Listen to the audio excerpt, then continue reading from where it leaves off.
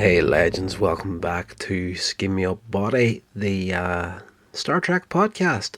It's not all going to be Star Trek. I love Star Trek, but there's a heck of a lot of other science fiction shows that I'm going to get my eyeball sockets around, and we'll chat a little bit about it on here from time to time. But we are pretty much going to be going back to back on Star Trek movies and shows, episodes, you name it. Anything that pops up, we'll talk about it.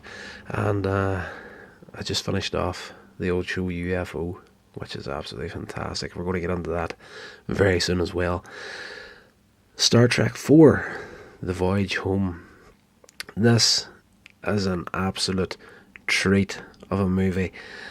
I didn't think after The Wrath of Khan and The Search for Spock that they could better those two movies, and in a way they didn't. I don't think this is just as iconic as those two movies, but it's right up there with them. It pretty much finishes off the story that started in The Wrath of Khan, which continued into The Search for Spock, of course, and this is tying up the loose ends of what happened afterwards, and Kirk and the crew deciding to go back to Earth to, face the consequences for their actions in Star Trek 3 when they stole Enterprise to go searching for Spock.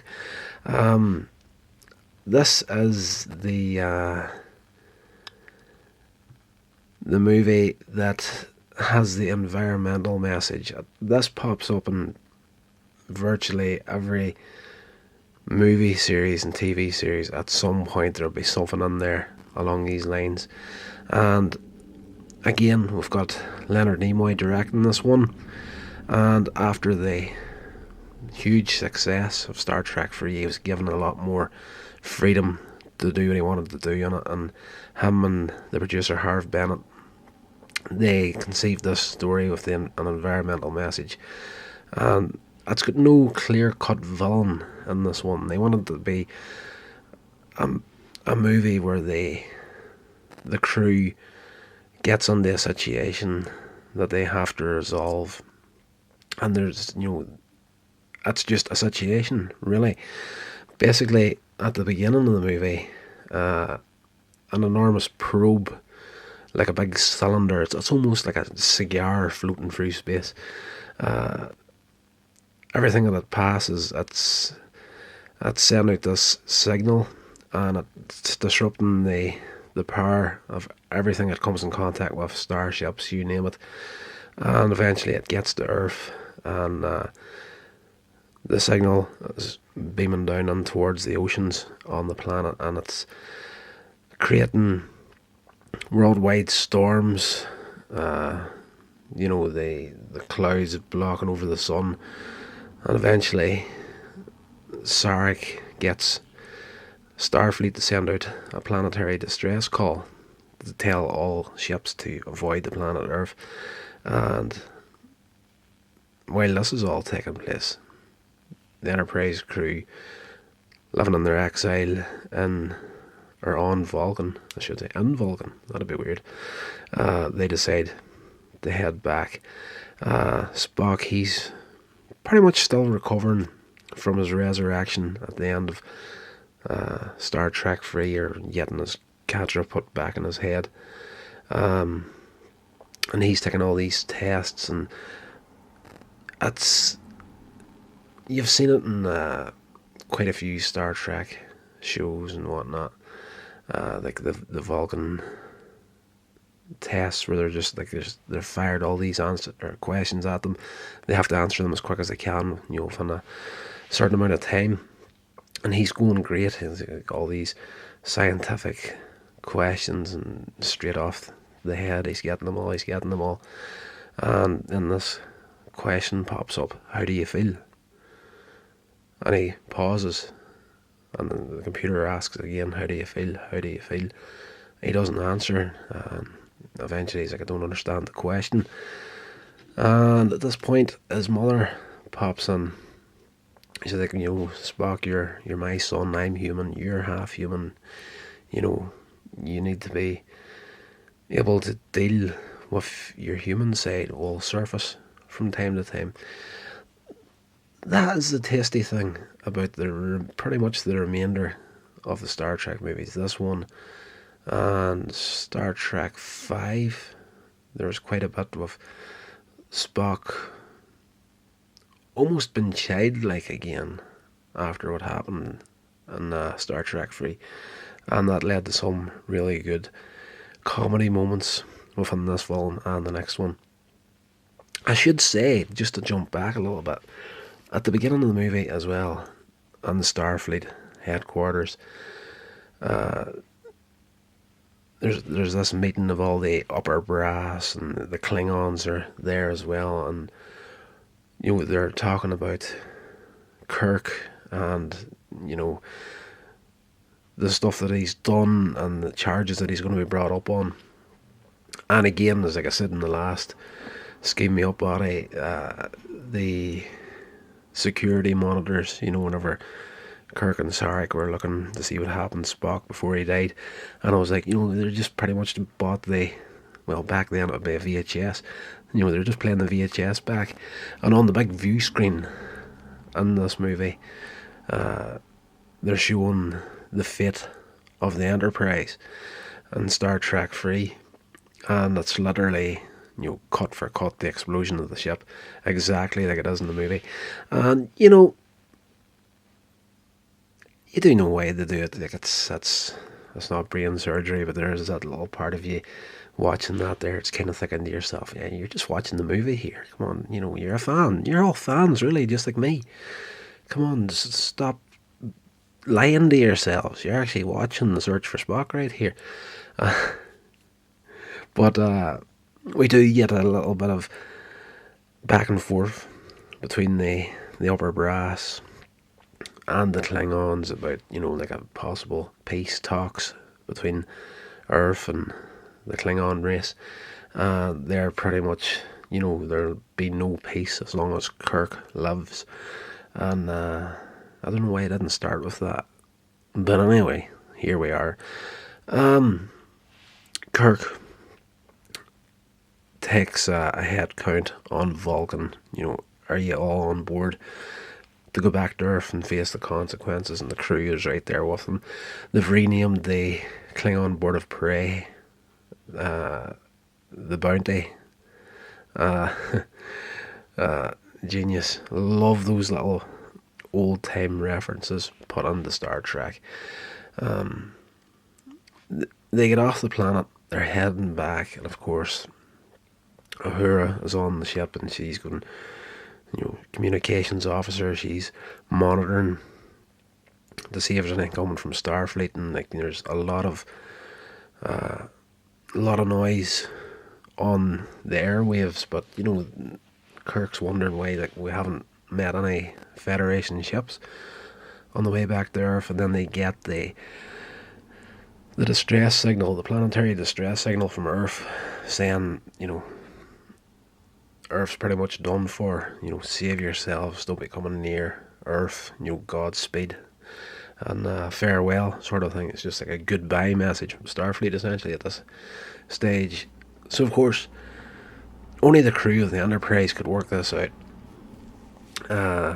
They hear the signal that this probe is putting out, and fairly swiftly, with the help of Spock, they discover that if you put this sound into a water environment, it sounds exactly like a humpback whale. And Spock is like, you know what? We're in major trouble here. There's nothing left living on Earth that can answer this message. The humpback whale has been extinct for goodness knows how long. So they come up with the idea: time travel, slingshot round the sun, get into a time warp, head back to when whales are alive, and bring some back to the future to save the Earth. They call Starfleet sort of gets like a partial piece of the message, and hear that they're planning on attempting time travel, but the signal from the probe is pretty much destroying everything at this point, and then the windows explode to the room where the upper brass and Sarek are all standing at, and off the bird of prey goes. Slingshots, success. Back in time to 1986. They land and they discover the ship's power has been completely drained by the time travel, so they hide the bounty in San Francisco's Golden Gate Park using the cloaking device, which is also going to be depleting the last of their power, but they can't let a flipping bird of prey be seen in 1986. I just want to see the year 1986, and I don't know why this escaped me at the start, but this film is actually dedicated to the crew of the spaceship Challenger, which was destroyed shortly after takeoff on January 28th, 1986, I want to say. So just before the movie was released, so they put a little thing at the start of it, dedicated to the crew. Beautiful little tribute for them. Where are we at now? We're in Golden Gate Park. The crew split up to accomplish several tasks. Kirk and Spock, they attempt to locate humpback whales. Scotty and McCoy and Sulu have to construct a tank to hold water for the whales to be put onto the ship. There is an absolutely fantastic scene, couple of scenes actually, when Scotty and McCoy go to this company that manufactures like plastic walls, and you need to see that. Like, I'm not even going to go into big detail there, but Scotty is at his comic best in this movie. That's so good. Especially the part where, there's a part where, obviously they've got no money to pay for anything. So Scotty decides to give this boy that owns the company a way of constructing a wall that, in 1986 would have to be 6 inches thick. But Scotty, using his future knowledge, can give him the details to make it only 1 inch thick. So the guy says, use my computer. So of course Scotty, being from the future, goes over, sits down at the computer, and he's like, computer. And of course the computer's not answering. It's not a future computer that he's used to. And McCoy lifts the mouse of the computer, and for a split second you think Scotty has gotten the message, but he hasn't. He puts the mouse up to his mouth like a communicator, and he's like, hello computer. So there's loads of little wee things they got there in it, and it's so good. It's such a light-hearted, gosh, I just killed my phone there, such a light-hearted movie compared to everything I come up before this. Uhura and Chekhov, they're told to go and find a nuclear reactor, and they're going to use the radiation from a nuclear reactor to pretty much jumpstart the bird of prey again, or get its dilithium crystals regenerate. There's a new word for you. Re-energized. And of course they go for a naval ship, and of course the ship they come across is the USS Enterprise. And another nice little tie-in for a real life ship. There actually is a ship called the USS Enterprise, a big bloody boat. Kirk and Spock find a pair of whales in the care of Dr. Gillian Taylor, who is played by, gosh, what's her face? I can't recall her name.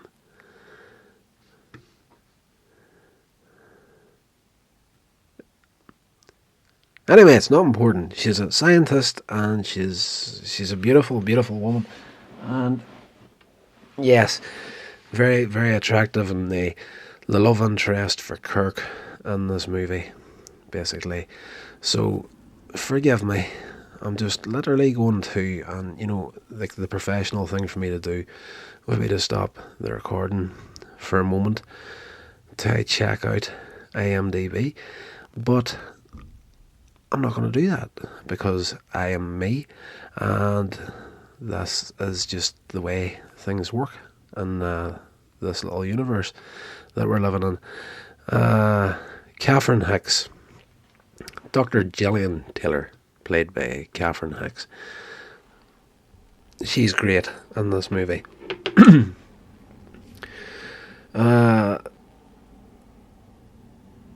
They discover these two whales they were brought up in captivity, and they learn that they're going to be released into the wild, and she is panicked because like whales at this point in history are been highly sought after by hunters. They're quickly getting killed off worldwide, and two that have been brought up in captivity are like they're going to have less of a chance than a whale that was actually born in the wild. But the no one scenario for her, the Kobayashi Maru, if you will, is the fact that they're almost fully grown at this point, and to keep them in captivity will eventually kill them as well.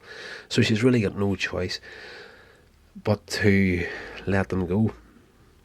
And of course Kirk is trying to talk her into letting him take the whales without giving away that he's from the future and whatnot. But eventually he has to come clean, and she, in all fairness, it's a movie.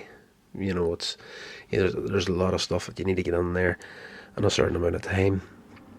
But the fact that she believes him so quickly, there is a bit of like I don't believe you sort of a mindset to her. But when she finds out that the whales have been released without her knowledge, she's really got no choice but to go and ask Kirk to help her. I should say Uhura and Chekhov, they do manage to get the radiation from the ship collected. She is able to beam out, but before Chekhov can get beamed out, he's taken prisoner on board the ship by the military police, and he's been questioned, and he tries to make a run for it and ends up falling and pretty much winds up in like a coma, rushed to hospital. So before the crew can go to get the whales, they have to stage a rescue mission to get Chekhov out of the hospital. So of course, enter Dr. McCoy. Absolutely fantastic few scenes in the hospital where McCoy lands in his usual manner, and he's not happy with the way anything has been done. It's like the dark ages as far as he's concerned. Like, he's walking through the hospital and there's an old woman in a bed in really, really bad shape, and he's like, "What's wrong with you?" And she's like, "Kidney dialysis." And he's like, "Dialysis? That's like the friggin' Middle Ages." And he reaches into his bag and he pulls out this little pill, and he says, "Pop that in your mouth, swallow it, and if you have any problems, call me."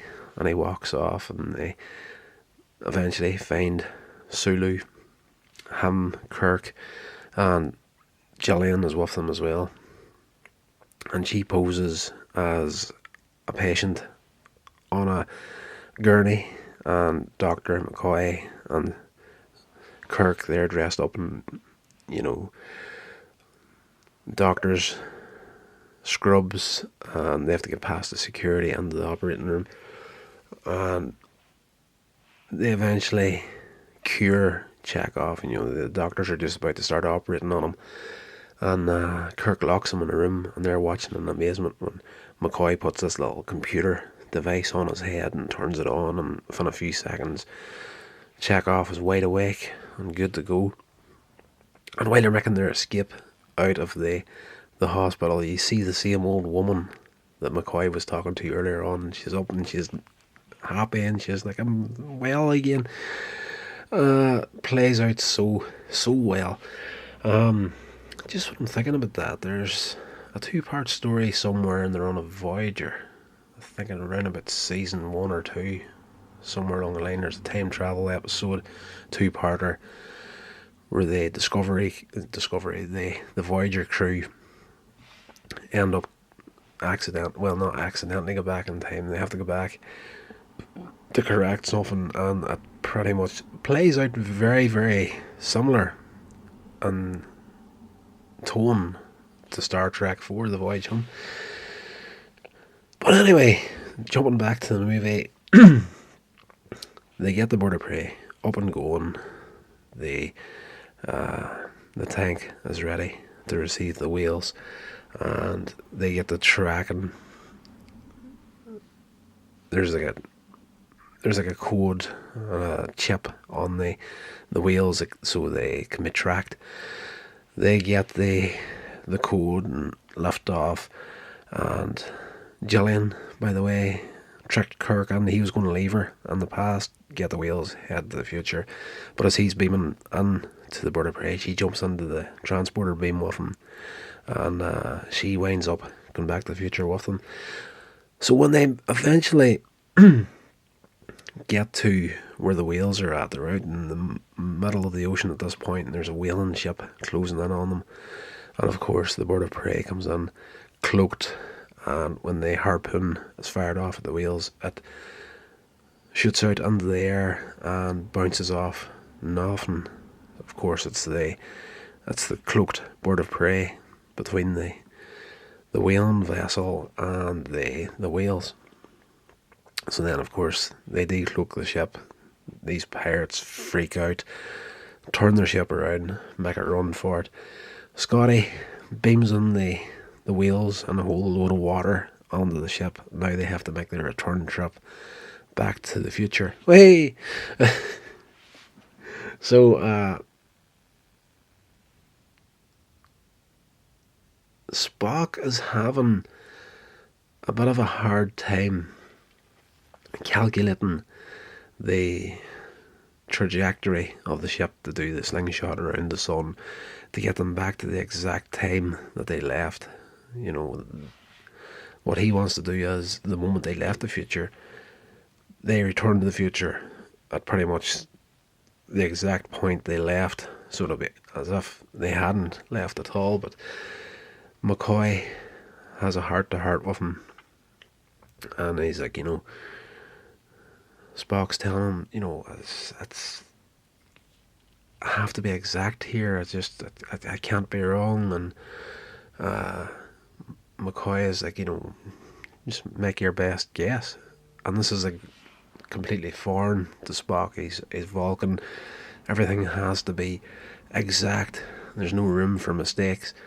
And this has brought to Kirk's attention that Spock was going to make a guess, and Kirk's reaction to this is like, "You, Spock, a guess?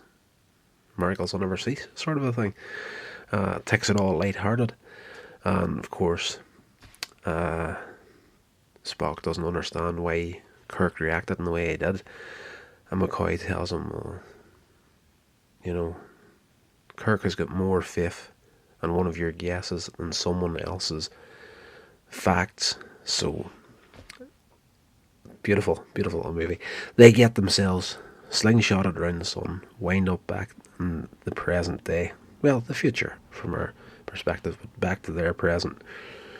And the probe, of course, is there waiting on them, still throwing the signal down to Earth. And of course, when the bird of prey turns up, it's affected like every other ship that's came across this probe. They lose power, go on a nosedive, and end up... And I always find it weird whenever this happens in movies, because they land in San Francisco at Starfleet, like under the water. They do a water landing, but they land like the size of the planet Earth, and they come ripping in from the sun out of a time warp, and they manage to land the ship, crash the ship exactly where they need to be. You see that in a lot science fiction movies. But you know, it is a movie. It's to be enjoyed and not to be taken too seriously. You know, it's an escape. You know,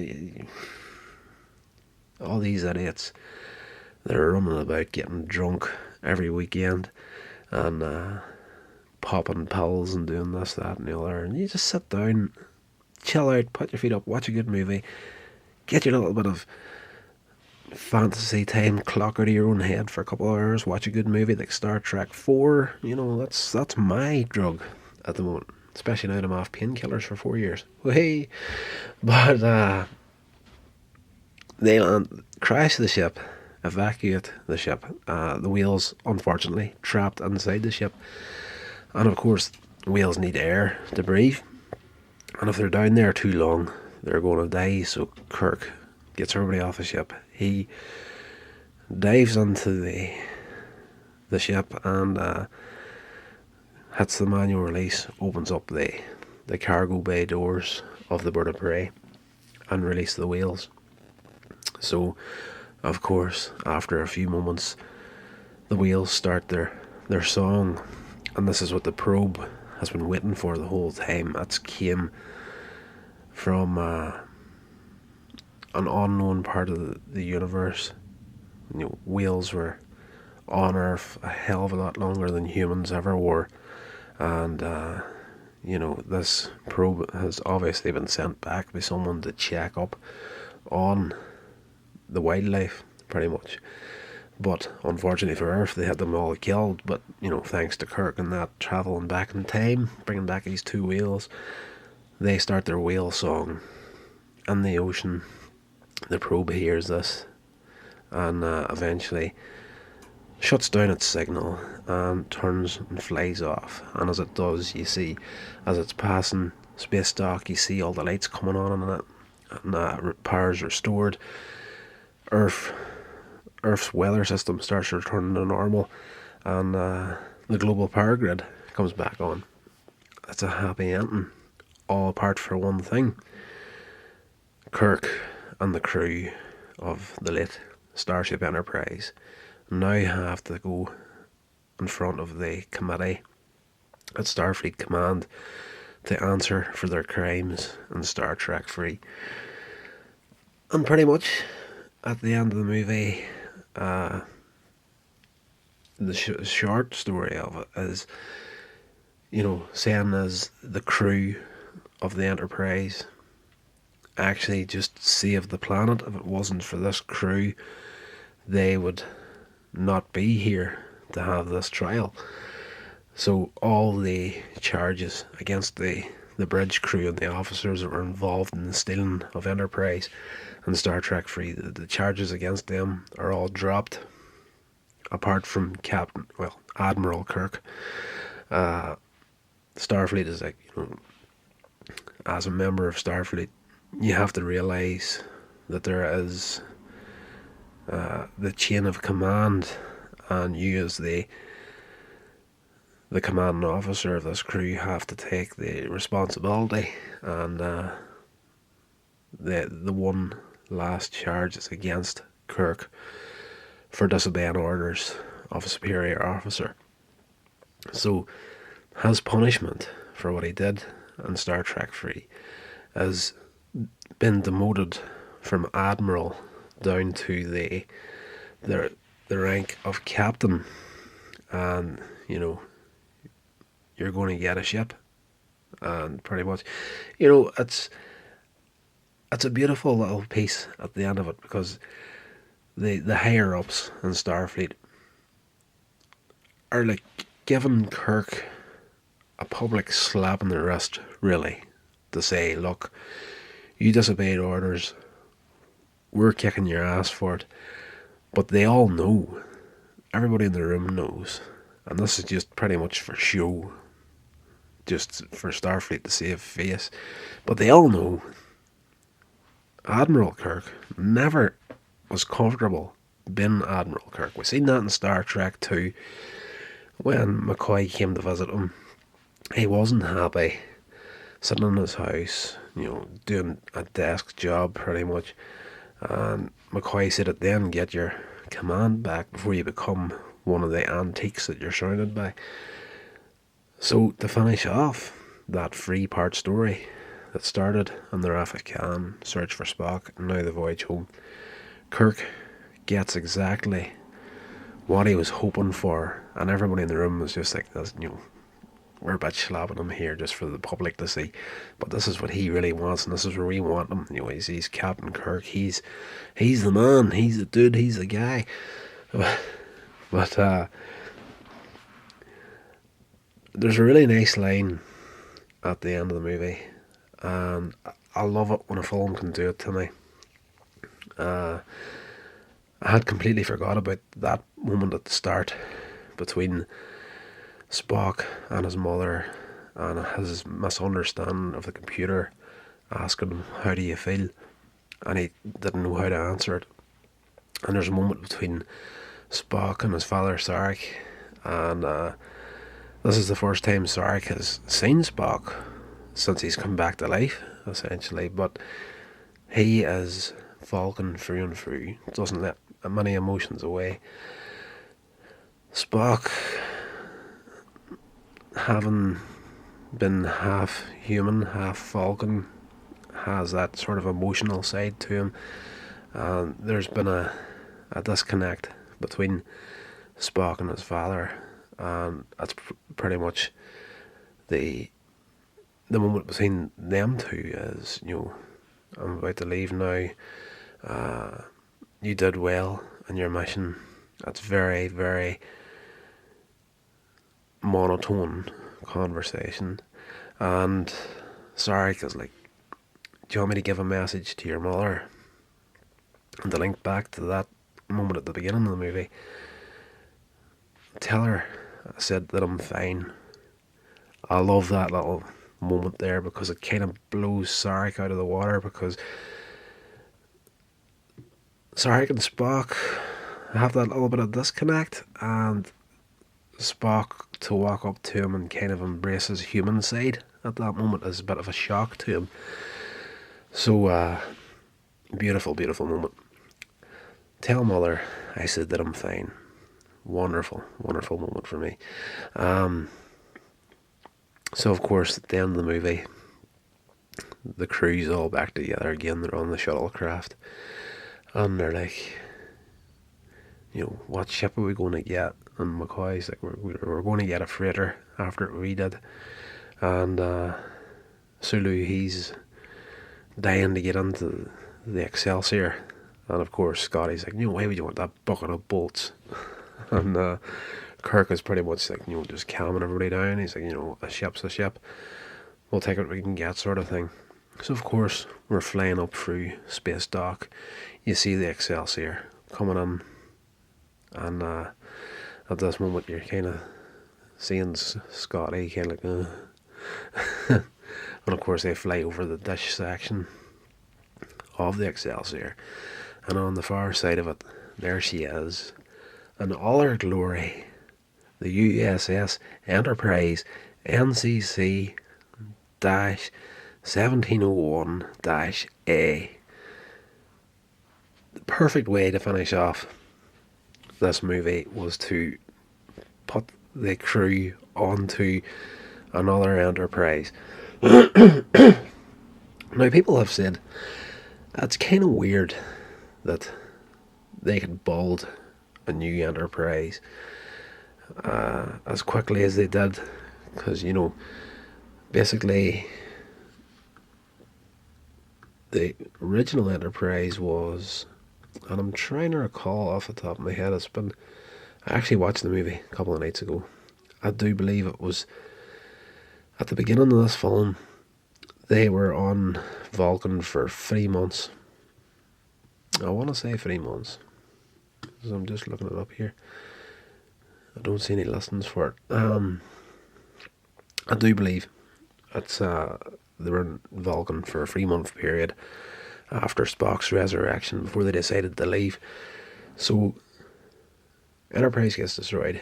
3 months later, they leave Vulcan, have their adventure, find the whales, bring them back. But with the way the time travel worked, they flew from Vulcan, which would take pretty much no time at all at warp speed, and travel back in time, come back to the future. So, as far as elapsed time goes, from the beginning of the movie to the end of the movie, it's a very, very small amount of time. And people have been like, how the heck did they build the whole Enterprise in a 3-month period? Well, I do recall somewhere along the line, and there is a couple of different versions to this story, but correct me in the comments, please. But I do believe the Enterprise A was originally the Yorktown, I want to say. And it was just the Yorktown taken in, and its name taken off, and the registry taken off it, and the Enterprise registry put on it, and the Enterprise name on it. I do believe that's the way it happened. Yorktown, for some reason, is in my head. Could be completely wrong, but there is, I believe there's a book. It's like a manual, it's like a mechanic's manual for the Enterprise. That's written from the perspective of Scotty, and I think he gave it a different title. Or maybe it was him gave it the Yorktown, and there's another title. It came from where I'm thinking it's coming from. Whatever. That's how Enterprise A was there for the end of the movie. It was a ship that was previously out flying the universe, having its own adventures with a different crew, and now it's within the care of Kirk and the crew of the original Enterprise. Beautiful, beautiful. Of course, end of the movie, they leave space dock, go to warp speed. Wonderful, wonderful film. And in all fairness, I have only seen this a handful of times in my life. What year did this come out? 86. I was 7 years old when this movie came out. And I actually remember this film being in the cinema. We didn't go to see it at the cinema, but I do remember passing by the cinema with my parents as a very small child and looking up and seeing that poster. So, for me, growing up as a child that loves movies, and it was always a big thing for me and my father on the weekends. His job took him out of the house a lot of time throughout the week, and when he was home during the week, it was kind of like, getting dinner, and maybe an hour and a half, 2 hours after dinner, he'd be rolling into bed because of his job. He was a long distance truck driver, so he was up and way out early in the mornings. But the big thing that me and him had was Saturday and Sunday, and he would get up on a Saturday morning and get me into the car, and we would head off to the video store. Do you remember those? We'd head off to the local video store, and we'd rent out a couple of movies, one for him and one for me, and then we would spend either a Saturday afternoon or a Sunday afternoon on the couch together. And first of all, we would watch the movie that he rented out for me, and then we would sit and watch the movie that he'd rented out for himself. Beautiful, beautiful memory that I've had from my childhood. And whenever I need to get myself into a headspace of chilling out, calming myself down, getting some breathing exercises going, that's where I go to in my head, is those Saturday mornings in the video shop with my father, seeing those posters. Star Trek 4, awesome. That's going to do it for this episode, guys, because it is stupid o'clock, and this episode should have been out this morning. So have a good day, morning, afternoon, good evening, good night, whatever time of day it is. I hope you're all safe and healthy, and I'll talk to you on the next episode. This has been a production of Coins Edge Media. Check out my social media links in the show notes. Thank you so much for listening.